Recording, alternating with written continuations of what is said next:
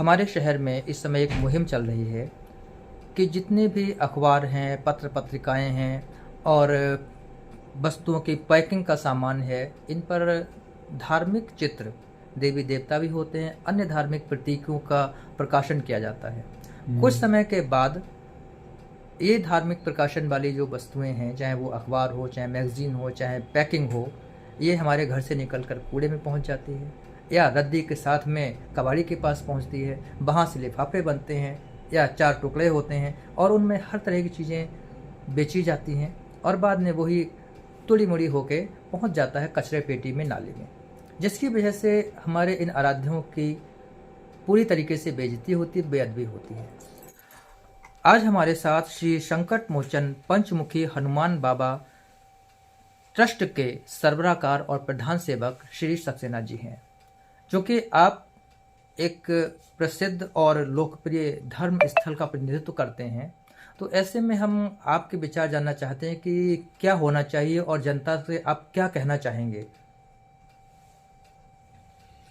इसमें सर्वप्रथम तो मैंने देखा है कि जनता की इच्छा ही इस तरीके की रहती है कि कोई ना कोई देवी देवता के संग हम अपना फोटो लगाएं या खिंचाएं। तो पहली बात तो कोई भी सामाजिक व्यक्ति या आम व्यक्ति बिल्कुल भी इस बात की इच्छा ना रखे कि उसको कोई ऐसा कैलेंडर मिल जाए जिसमें देवी देवता हमारे हिंदू धर्म के बने हों या हमारा आरती संग्रह कोई उसके हाथ लग जाए, क्योंकि उसकी सोच अच्छी हो सकती है लेकिन समस्त समाज की सोच अच्छी नहीं होती है और वो उसका मिसयूज़ कर सकते हैं या मिसयूज़ ना कहें तो दुरुपयोग कर सकते हैं। उसको कबाड़ में फेंक सकते हैं, कचरे में डाल सकते हैं, उसको काट के फाड़ के उसके लिफाफे थैली बना सकते हैं। वो नहीं समझ पाते कि ये हमारे देवी देवता हैं, इसकी हमारे लिए क्या वैल्यू है। इनको हम पूजते हैं, अपने घर अपने मंदिरों में रखते हैं। इनको किसी भी स्थिति में नाले या सड़क के ऊपर पड़ा पाया नहीं जाना चाहिए। किसी भी समोसा चाय की दुकान या किसी मटन आदि की दुकानों पे ये नहीं होने चाहिए, जिसके लिए सबसे ज़्यादा ज़रूरी है ये अपील करना मीडिया से, प्रिंटिंग मीडिया से या अन्य प्रिंटिंग प्रेस वालों से कि जब भी कोई देवी देवता का मुद्दा आए छापने का तो उसको तत्काल उसको मना करें कि नहीं भाई साहब ये चीज़ ठीक नहीं है, इसको नहीं करना चाहिए। अगर हम अज्ञानी हैं तो वो थोड़ा सा इस पर ज्ञान दे के लोगों को समझाएं कि इसको मत छपाइए, कुछ और देख लीजिए। हमारे जनप्रतिनिधि भी अक्सर त्योहारों पर धार्मिक प्रतीकों के साथ अपने फोटो छपवाते हैं और साथ ही साथ जो मार्ग होते हैं, खुले मार्गों में तमाम तरह के ध्वज लगाए जाते हैं जिनमें हमारे धार्मिक प्रतीक, धार्मिक देवी देवता छपे होते हैं। इस मामले में हम क्या करेंगे, आप क्या कहना चाहेंगे।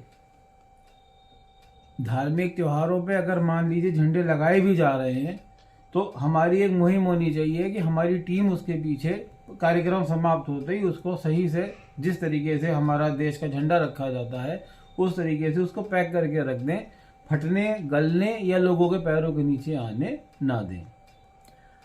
हमारे सभी के घर में खासतौर से दीपावली पे माता लक्ष्मी, गणेश और श्री राम आदि की छोटी छोटी मूर्तियाँ आती हैं और कुछ समय के बाद ये मूर्तियाँ कई बार खंडित भी हो जाती हैं या उनकी जगह पर नई मूर्तियाँ लाई जाती हैं।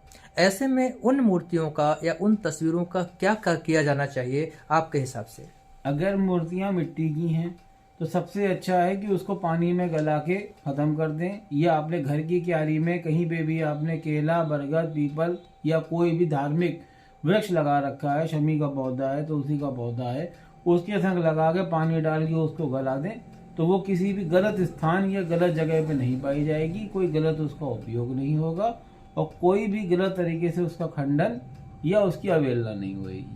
मेरा ये मानना है। और जहाँ तक मेरे अपने मंदिर का है, मैंने 2 बार गणेश चतुर्थी का कार्यक्रम करा है और दोनों बार हमने उसका अपने ही मंदिर में ही ड्रम में ही विसर्जन किया। हम कहीं भी बाहर नहीं ले जाते क्योंकि हम जानते हैं कि कहीं भी बाहर अगर हम ले जाएंगे तो वो उसकी दुर्दशा होनी है, ना कि उसका कोई नेक कार्य होना है उसके ऊपर। आपने जो विसर्जन किया जिस ड्रम में, उस ड्रम या उस पानी के बर्तन में उन मूर्तियों का अंश पूरी तरीके से विलय हो गया। अब उस जल का आपने क्या किया। उस जल को मैंने मंदिर की क्यारी में, अपने घर की क्यारियों में लगातार एक जग, 1.5 जग करके तब तक डलवाया जब तक वो समाप्त नहीं हो गया। पर मैंने उसको किसी भी स्थिति में सड़क पे नहीं आने दिया। अभी मैं यशवंती देवी मंदिर की तरफ गया था कुछ समय पहले, तो मैंने पाया कि मंदिर के पीछे की तरफ खंडित मूर्तियों और तस्वीरों का ढेर लगा हुआ है। और अक्सर देखने में आता है कि लोग ये कार्य करते हैं, किसी देव स्थल पर जाकर रख देते हैं और वहाँ से फिर वो मूर्तियाँ किसी तरीके से अपवित्र वातावरण में जाती है और उनकी बेइज्जती होती है, उनके साथ में गलत होता है गंदगी में जाके। इस बारे में आप क्या कहना चाहेंगे? जहाँ पे ऐसी मूर्तियाँ पाई जा रही हैं, वह जहाँ पे भी कच्चा मैदान हो, गड्ढा खोद के मूर्तियाँ उसके अंदर डाल के मिट्टी ऊपर से डाल दी जाए ताकि वो अंदर ही अंदर गले और ख़त्म हो जाए। पर इसका ध्यान रखें कि वो जगह ऐसी होनी चाहिए जहाँ पे लोगों का बहुत ज़्यादा चाल चलन नहीं होना चाहिए, उनके कदम उसके ऊपर ज़्यादा ना पड़े। चाहे कुछ दिन के लिए वहाँ पे पत्थर या कोई चीज़ लगा के उसको फेंसिंग कर दें और वहाँ पे उन्हें गला दें। खुली रहेंगी तो उनको लोग पैर से भी टक्कर मारते हैं, जो कि अच्छा नहीं होता। अच्छा, एक चीज़ और है, हमारे जो बुजुर्ग कहते आए हैं कि मेरे घर में भी ऐसा हुआ है अक्सर कि जो भी धार्मिक कार्यक्रम के बाद में वस्तुएं बचती हैं, जैसे कि अग्यारी बचती है या भस्म बचती है या जो विखंडित मूर्तियां या तस्वीरें होती हैं या पुराने शादी के कार्ड होते हैं जिन पर खास तौर से गणेश जी को और श्री राम और सीता को चित्रित किया जाता है, तो हमारे यहाँ ये कहा जाता था कि इनको भाई जो है ले जाके और बहते हुए जल में प्रवाह कर दें। इस बारे में आपका क्या कहना है?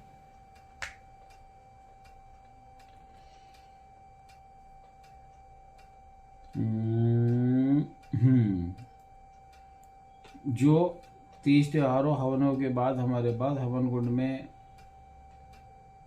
अग्यारी वगैरह होती है, तो वैसे तो हम उसकी पुड़िया बना के मंदिर में तो हम रखवा लेते हैं, क्योंकि उसके अंदर बहुत सारे मंत्रों का असर होता है।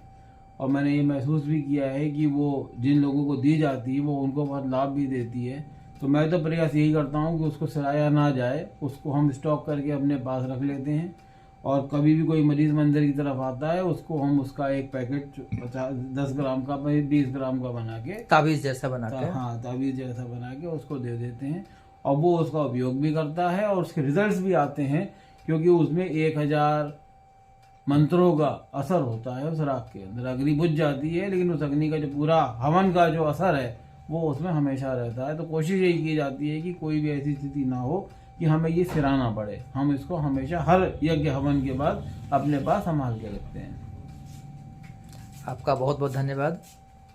आपने इतनी बातें जनता के लिए कहीं। एक बार पुनः आपको बधाई है, शुभकामनाएं हैं कि आप इस कार्य में लगे हैं।